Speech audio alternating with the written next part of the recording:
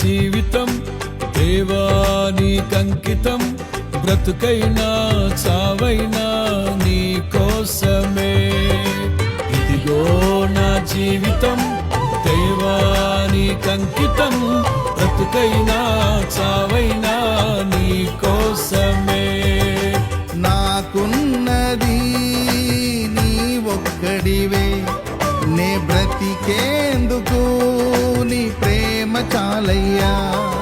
ఆరాధింతును నా పూర్ణ హృదయముతో, నిన్ను ఘనపరతును నా జీవితాంతము.